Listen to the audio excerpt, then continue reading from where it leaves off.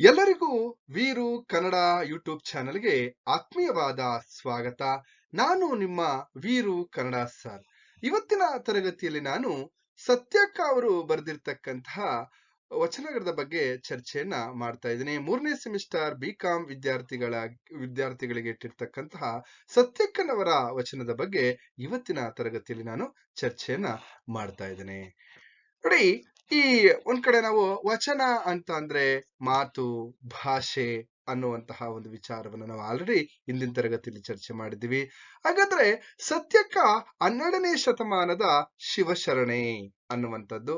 ಹಾಗೇನೆ ಇವರು 12ನೇ ಶತಮಾನದಲ್ಲಿ ಕಲ್ಯಾಣದಲ್ಲಿ ಕಸಗುಡಿಸುವಂತಹ ಕಾಯಕವನ್ನ ಮಾಡ್ತಾ ಇಲ್ಲಿ ಕಾಯಕವನ್ನ ಮಾಡ್ತಿದ್ದಂತಹ ಒಬ್ಬ ಶಿವಶರಣೆ ಅನ್ನುವಂಥದ್ದನ್ನ ನಾವಿಲ್ಲಿ ಗಮನಿಸ್ತಾ ಹೋಗ್ಬೋದು. ಹಾಗೇನೆ ಇವರು ಆತ್ಮಗೌರವದ ಒಂದು ಪ್ರತೀಕ ಸತ್ಯಕ್ಕ ಅನ್ನೋದನ್ನ ಕೂಡ ನಾವಿಲ್ಲಿ ಗಮನಿಸ್ತಾ ಹೋಗ್ಬೋದು. ಸತ್ಯಕ್ಕನವರ ಅಂಕಿತ ನಾವು ಇಲ್ಲಿ ನೋಡಿದ್ರೆ ಶಂಭು ಜಕ್ಕೇಶ್ವರ ಅನ್ನುವಂತಹದ್ದು ಇವರ ವಚನಗಳ ಅಂಕಿತ.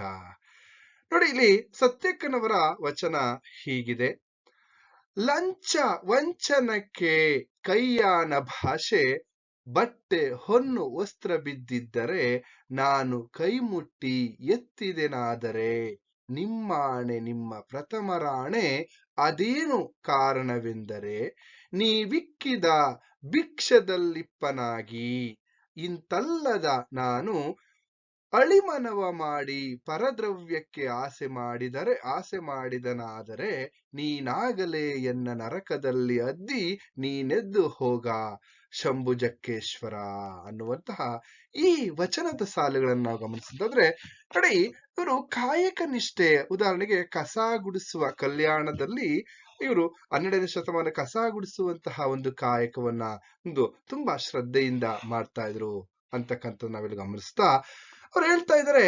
ಇವರ ಪ್ರಕಾರ ಆಗಿನ ಕಾಲದಲ್ಲಿ 12ನೇ ಶತಮಾನದಲ್ಲೂ ಕೂಡ ಭ್ರಷ್ಟಾಚಾರ ವ್ಯವಸ್ಥೆ ಇತ್ತು ಅಥವಾ ಭ್ರಷ್ಟಾಚಾರ ಇತ್ತು ಅನ್ನೋದನ್ನ ನಾವಿಲ್ಲಿ ಗಮನಿಸ್ತಾ ಹೋಗ್ಬೋದು. ಯಾಕೆಂದ್ರೆ ಲಂಚವನ್ನ ಕೊಡ್ತಕ್ಕಂಥದ್ದು ಮತ್ತೆ ತಗೊಳ್ತಕ್ಕಂಥದ್ದು ಎರಡೂ ಕೂಡ ತಪ್ಪು ಅನ್ನುವಂತಹ ಒಂದು ವಿಚಾರವನ್ನ ನಾವಿಲ್ಲಿ ಗಮನಿಸ್ಬೋದು.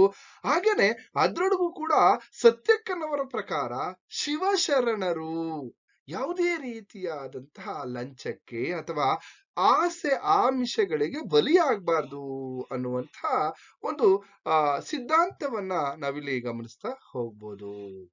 ಏನಂದ್ರೆ ಸತ್ಯಕ್ಕನ ಈ ವಚನದಲ್ಲಿ ಬೇರೆಯವರ ಅಂದ್ರೆ ಪರರ ದ್ರವ್ಯ ಅಥವಾ ಪರದ್ರವ್ಯಕ್ಕೆ ಅಂತ ನಾವೇನ್ ಹೇಳ್ತೀವಿ, ಬೇರೆಯವರ ಹಣ, ಹಾಗೇನೆ ಪರಿಶ್ರಮವಿಲ್ಲದೆ ದೊರಕುವ ಯಾವುದೇ ಆಸೆ ಆಮಿಷಗಳಿಗೆ ಶಿವಶರಣರು ಒಳಗಾಗಬಾರದು ಅಂತಕ್ಕಂಥದ್ದು. ಅಂದ್ರೆ ಸುಲಭವಾಗಿ ಯಾವುದೇ ಪರಿಶ್ರಮವಿಲ್ಲದೆ ಸಿಗುವಂತ ಹಣ, ಚಿನ್ನ, ಬಂಗಾರ ಇದು ಯಾವುದಕ್ಕೂ ಕೂಡ ನಾವು ಒಳಗಾಗಬಾರ್ದು ಅಂತಕ್ಕಂಥದ್ದು.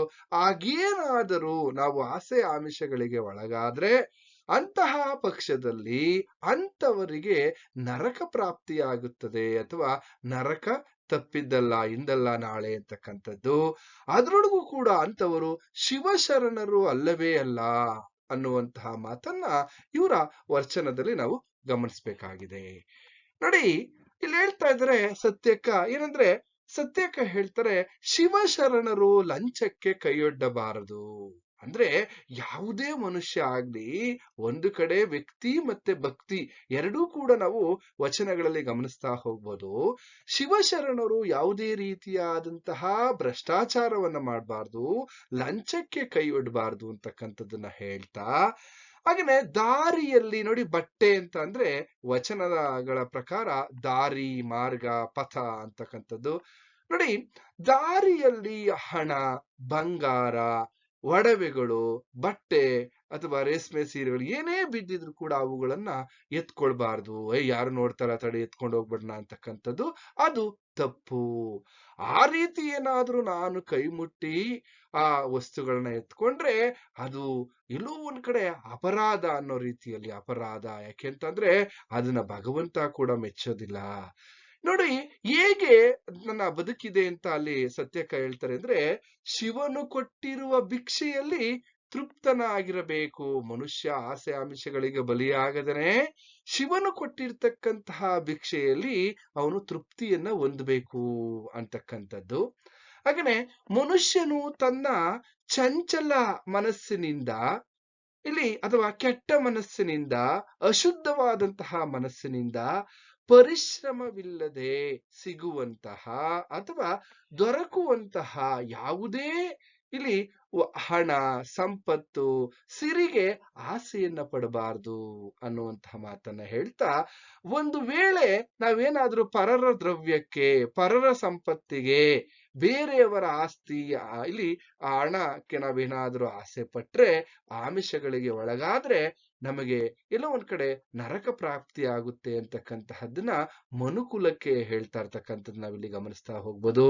ಹಾಗೆ ಒಂದು ಕಡೆ ಅವರು ಆ ಸಾಕ್ಷಾತ್ ಶಿವನಿಗೆ ಹೇಳ್ತಾ ಇದ್ದಾರೆ, ಏ ಶಿವನೇ, ಏ ಭಗವಂತನೇ, ನಾನು ಏನಾದ್ರೂ ಬೇರೆಯವರ ಹಣ, ಆಸ್ತಿಗೆ, ಅಂತಸ್ತಿಗೆ, ಸಂಪತ್ತಿಗೆ ನಾನೇನಾದ್ರೂ ಆಸೆ ಪಟ್ಟಿದ್ರೆ, ಹೇ ಭಗವಂತನೇ, ನನ್ನನ್ನ ತಕ್ಷಣವೇ ನರಕದಲ್ಲಿ ಅದ್ದಿ ಎಲ್ಲ ಒಂದ್ ಕಡೆ ನನಗೆ ಶಿಕ್ಷೆಯನ್ನ ಕೊಡು, ಇಲ್ಲಿ ಶಂಭು ಜಕ್ಕೇಶ್ವರ ಅಂತ ಹೇಳಿ ಆ ಶಿವನನ್ನ ಇಲ್ಲಿ ಶಿವನಿಗೆ ನಾನೇನಾದ್ರೂ ನನಗೆ ಅರಿವಿಲ್ಲದೆ ಅಥವಾ ನನಗೆ ಗೊತ್ತಿದ್ದು ನಾನೇನಾದ್ರೂ ತಪ್ಪನ್ನ ಮಾಡಿದ್ರು ಕೂಡ ನೀನು ನನಗೆ ಶಿಕ್ಷೆಯನ್ನ ಕೊಡಪ್ಪ ಅಂತಕ್ಕಂತಹ ಮಾತನ್ನ ಹೇಳ್ತಾ. ಯಾಕೆಂದ್ರೆ ಭ್ರಷ್ಟಾಚಾರ ಅಂತಕ್ಕಂಥದ್ದು ಇಲ್ಲಿ ಮನುಷ್ಯನಲ್ಲೇ ಹುಟ್ಟುತ್ತೆ. ಹಾಗಾಗಿ ಮನುಷ್ಯ ನಿರ್ಮಲ ಮನಸ್ಸು, ಪರಿಶುದ್ಧನಾಗಿರ್ಬೇಕು, ತನ್ನ ಕಾಯಕದಲ್ಲಿ ಪರಿಶುದ್ಧತೆ ಇರಬೇಕು, ತನ್ನ ಅಂತರಂಗದಲ್ಲಿ ಪರಿಶುದ್ಧತೆ ಇರಬೇಕು. ಆಗ ಮಾತ್ರ ಎಲ್ಲೋ ಒಂದ್ ಕಡೆ ಈ ಭ್ರಷ್ಟಾಚಾರವನ್ನ ತಡೆಯೋದಕ್ಕೆ ಸಾಧ್ಯ ಅನ್ನುವಂತಹ ಮಾತನ್ನ ಸತ್ಯಕ್ಕ ಈ ವಚನದಲ್ಲಿ ಹೇಳ್ತಾ ಇದ್ದಾರೆ ಅಂತಕ್ಕಂಥ ಮಾತನ್ನ ಹೇಳ್ತಾ ಇಲ್ಲಿಗೆ ಈ ತರಗತಿಯನ್ನ ಮುಗಿಸ್ತಾ ಇದ್ದೀನಿ. ನಿಮ್ಗೆಲ್ರಿಗೂ ಕೂಡ ಶುಭವಾಗ್ಲಿ.